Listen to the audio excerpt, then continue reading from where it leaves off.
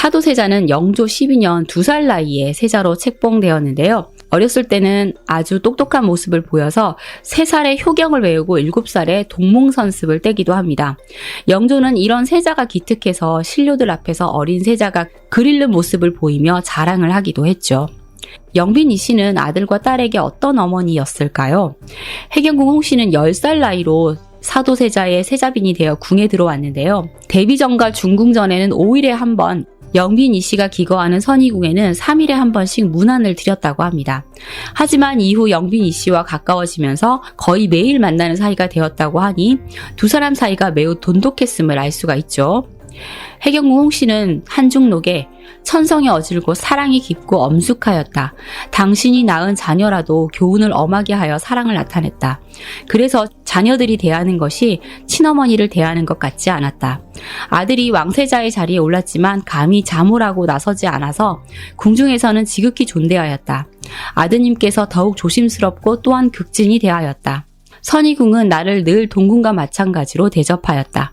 나는 며느리로 과한 대접을 받을 때마다 불안감이 커졌다 하고 기록하고 있는데요.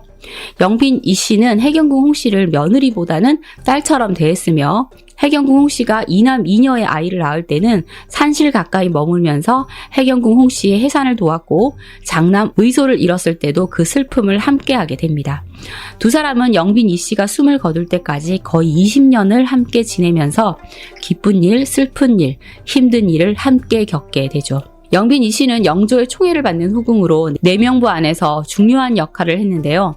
중전인 정성왕후에게 아들을 맡기고도 상전으로 잘 모셨으며 정성왕후가 승하한 후 한 달 만에 대비인 인원왕후까지 승하를 했을 때도 내전의 총책임자로서 3년상을 치렀습니다. 그리고 영조가 66세의 나이로 15살 어린 소녀를 왕으로 맞아 혼례를 치를 때에도 정성을 다해 혼례 준비를 했다고 하니 중전의 자리를 넘보지 않는 아주 겸손한 인물이었음을 알 수가 있죠.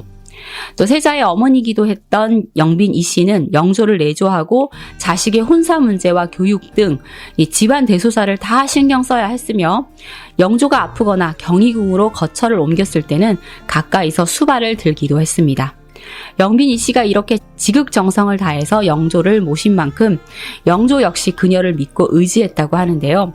영조에게 있어 영빈 이 씨는 어머니를 연상하게 하는 여인이 아니었나라는 생각이 듭니다. 영조는 딸들에게 자상하고 부드러운 아버지였는데요. 화평, 화엽, 화한 옹주를 몹시 사랑해 주었다고 하고 특히 화평, 화한 옹주를 사랑해서 옹주들의 부탁은 거의 거절하지 않았다고 합니다. 그리고 딸들이 시집을 간 후에도 수시로 집을 방문했는데요. 특히 영조와 세자의 다리 역할을 해주었던 화평옹주를 몹시 사랑했는데 그녀가 1748년 첫 딸을 낳다 사망했을 때 영조는 깊은 슬픔에 빠져서 장례 기간 동안 옹주궁에서 살다시피 했다고 하고 화엽옹주가 20살의 나이로 홍역을 앓다 사망을 했을 때도 슬픔에 빠져 지냈다고 합니다. 화평옹주 죽음 이후 영조는 화한옹주를 각별히 아꼈는데요. 그녀에 대한 이야기는 별도로 해보도록 하겠습니다. 영빈 이 씨 입장에서는 이렇게 딸들이 줄줄이 사망을 했으니 마음이 몹시 아팠을 것 같습니다. 거기다가 어린 시절에는 총명해서 기대를 한몸에 받았던 세자는 영조와 성격과 여러 가지가 맞지 않아 갈등이 심해져 갔습니다. 세자는 15살 때 대리청정을 맡았는데 그가 어떤 결정을 해도 영조의 마음에 들지 않았으니 계속 질책을 받게 되자 사도세자는 아버지 앞에만 서면 식은땀을 흘리며 몹시 힘들어하게 됩니다. 그리고 대리청정을 하게 된 지 13년이 지나자 아버지와의 심각한 갈등과 중압감을 이기지 못해서 여러 질병을 앓게 되었고 화증을 앓으며 이상한 행동을 하게 됩니다. 내간과 궁녀를 매질해 죽이고 의대증이 생겨 옷 입는 것을 꺼려하고 세자빈인 해경궁 홍씨에게 바둑돌을 던져 왼쪽 눈에 상처를 내기도 하죠. 또 승려와 기생을 궁에 불러들여 잔치를 벌이기도 했고 해경궁 홍씨가 아들 이산을 낳자 영조가 자신을 미워해서 손자인 이산을 후사로 택하려 한다는 말을 해서 영빈 이 씨를 힘들게 하기도 합니다. 세자는 또 자신이 아끼던 후궁 경빈 박씨를 폭행해서 살해했고 아버지 영조의 시해까지 운운하며 스스로 절망 속으로 걸어 들어가고 있었습니다. 세자가 이런 기행을 보이고 영조의 눈밖에 나게 되자 노론은 세자를 축출하기 위해 세기를 박습니다. 1762년인 영조 38년 나경원이 세자가 영모를 꾀하고 있으며 또 개인적으로는 여러 가지 비행을 저지르고 있음을 고변하게 되는데요. 세자가 영모를 꾀하고 있다는 것은 무고임이 밝혀져서 나경원은 차명에 처해지지만 영조의 심경은 몹시 어지러웠습니다. 영조는 즉시 세자를 불러 책망하는 말을 합니다. 네가 왕손의 어미를 때려 죽이고 여승을 궁으로 불러들였으며 서로의 행역하고 북성으로 나가 유람했는데 이것이 세자로서 행할 수 있는 일이더냐? 사모를 쓴 자들은 모두 나를 속였으니 나경원이 없었더라면 내가 어찌 알았겠느냐?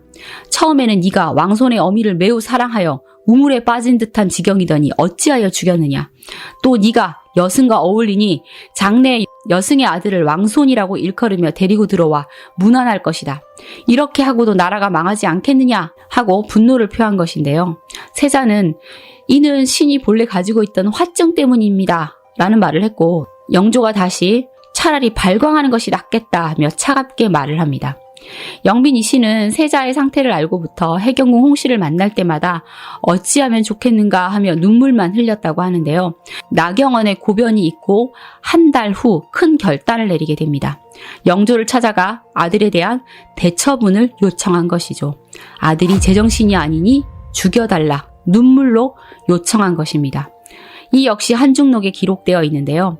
세자의 병이 점점 깊어 바라는 것이 없사오니 소인이 이 말씀은 어미로서 차마 못할 일이지만 임금께서 보호하고 세손을 건져 종사를 편안히 하는 일이 옳으니 대처분을 내리소서. 그리고 처분을 하시되 은혜를 베푸셔서 세손 모자를 평안케 하옵소서. 당시 세자는 정치적으로 고립되고 영모죄로 또 처형될 수도 있는 상황이다 보니 영빈이 씨는 사도세자가 더 이상 살아날 방도가 없다는 생각을 해서 세손이라도 살리고자 이런 선택을 한 것이었고 해경궁 홍씨는 이 일을 어머니로서의 정을 버리고 큰 뜻으로 말씀을 아뢰었다라고 적고 있습니다. 어차피 세자는 살아남지 못할 것이었고 영빈이 씨는 자신이 나섬으로써 세손의 안위를 보장받고 영조의 고통을 나누고자 했던 것이죠. 결국 무더위가 한창인 윤 5월 뒤주에 갇힌 세자는 8일 만에 세상을 떠나게 됩니다. 영빈은 발인을 할 때 아들의 관을 붙잡고 통곡을 했다고 하는데요. 사랑하는 아들을 죽게 한 어머니의 애끓는 심정을 느낄 수 있었죠.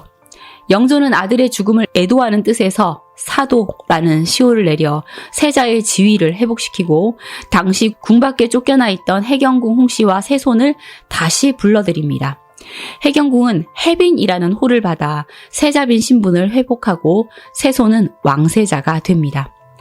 영빈 이 씨는 이후 자식에게 못할 짓을 하였으니 내 자치에는 풀도 나지 않을 것이라며 고통스러워했고 세손인 정조에게 지극정성을 다합니다.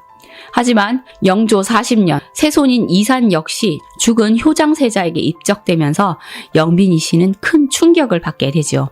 그리고 그로부터 2년 후인 1764년 7월 26일 69세의 나이로 사망을 하는데요. 어떻게 사망했는지에 대한 기록은 없지만 곡기를 거의 끊은 것으로 보이니 스스로 삶을 포기한 것이 아닌가 하는 추측이 나오기도 합니다. 영조는 영빈 이 씨의 죽음에 애도하며 후궁 제1의 예로 장사 지내고 직접 지문을 짓기도 합니다.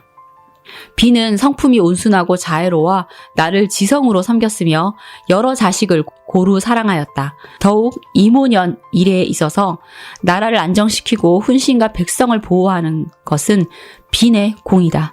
이것이 어찌 아녀자의 힘으로 해낼 수 있는 일인가? 내가 어찌 조금이라도 가장하여 말하겠는가? 이는 온 나라의 신민들이 다 함께 말하는 것이다. 그리고 영빈 이 씨에게 의열이라는 시호를 내리고 영빈 이 씨가 어떤 마음으로 결단을 내렸는지 세손이 알아주었으면 하는 마음으로 어제 표의록을 직접 써서 남깁니다. 너의 조모가 없었더라면 어찌 오늘날이 있었겠으며 너의 조부가 아니었더라면 어떻게 이 일을 분별해낼 수 있었겠는가. 일이 이와 같았기 때문에 너의 아비의 호를 회복시켜 묘를 세워주었고 너희 어미가 해빈이라는 호를 받을 수 있었던 것이다. 너의 조모가 100세의 의리를 세웠으니 일거의 종사가 다시 존재하고 의리가 크게 밝혀졌다고 하겠다. 하지만 뒤주에 갇혀 죽는 것을 직접 본 정조는 할머니의 대의를 이해하기엔 그 상처가 너무 컸습니다. 정조 12년 정조는 박명원의 상소를 받아들여 할머니의 궁호를 다시 선의로 바꾸고 영빈을 모시던 사당은 의열궁에서 선의궁으로 개칭되게 됩니다.